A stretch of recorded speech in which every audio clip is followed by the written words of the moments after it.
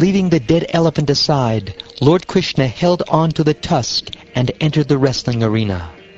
With the tusk resting on his shoulder, drops of the elephant's blood and sweat sprinkled all over him, and his lotus face covered with fine drops of his own perspiration, the Lord shone with great beauty.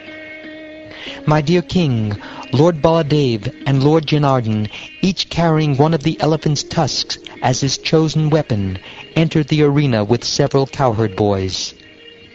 The various groups of people in the arena regarded Krishna in different ways when he entered it with his elder brother. The wrestlers saw Krishna as a lightning bolt, the men of Mathura as the best of males, the women as Cupid in person, the cowherd men as their relative, the impious rulers as a chastiser, his parents as their child, the king of the Bhojas as death, the unintelligent as the Supreme Lord's universal form, the yogis as the absolute truth, and the Vrishnis as their supreme worshipable deity. When Kamsa saw that Kuvalayapita was dead, and the two brothers were invincible, he was overwhelmed with anxiety, O king.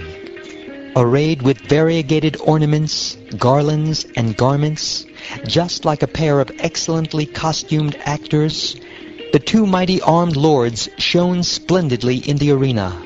Indeed, they overpowered the minds of all onlookers with their effulgences.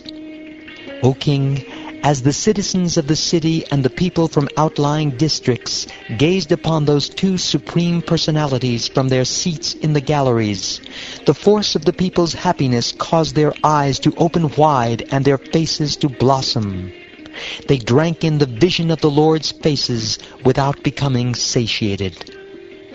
The people seemed to be drinking Krishna and Balaram with their eyes, licking them with their tongues, smelling them with their nostrils, and embracing them with their arms. Reminded of the Lord's beauty, character, charm, and bravery, the members of the audience began describing these features to one another according to what they had seen and heard. The people said, "These two boys are certainly expansions of the Supreme Lord Narayan, who have descended to this world in the home of Vasudeva. This one, Krishna, took birth from Mother Devaki and was brought to Gokul, where he has remained concealed all this time, growing up in the house of King Nanda.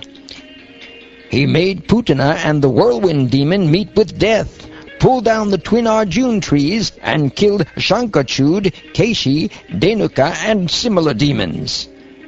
He saved the cows and the cowherds from a forest fire and subdued the serpent Kalya.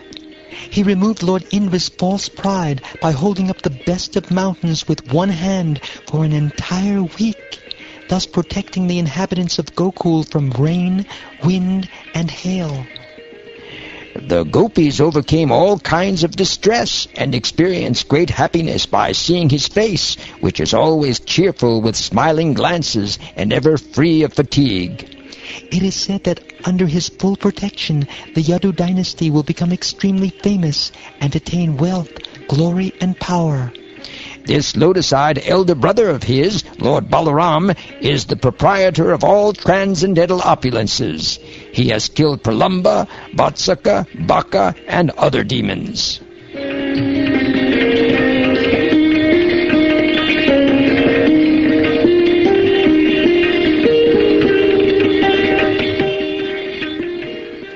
While the people talked in this way, and the musical instruments resounded, the wrestler Chanura addressed Krishna and Balaram with the following words.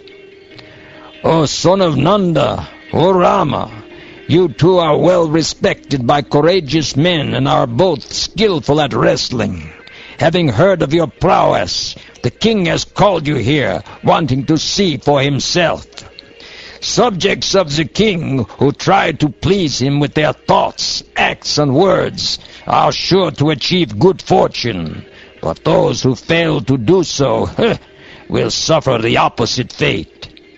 Now it is well known that cowherd boys are always joyful as they tend their calves, and that the boys playfully wrestle with each other while grazing their animals in the various forests. Therefore, let's do what the king wants. Everyone will be pleased with us, for the king embodies all living beings.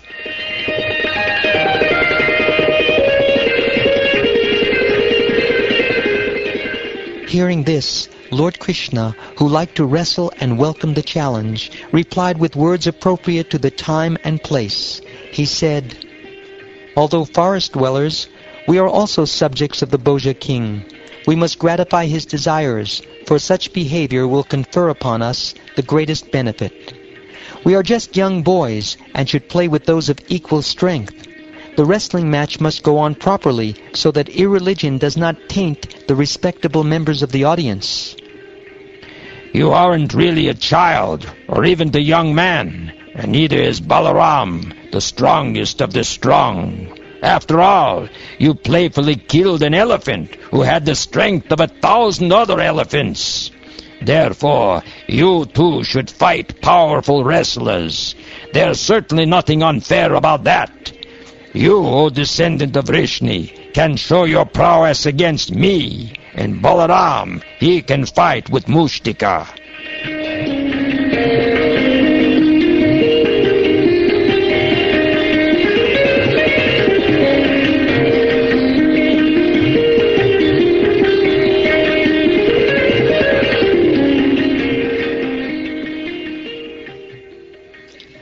Thus ends the 43rd chapter of the 10th canto of the Shrimad Bhagavatam, entitled Krishna Kills the Elephant Kuvalayapida.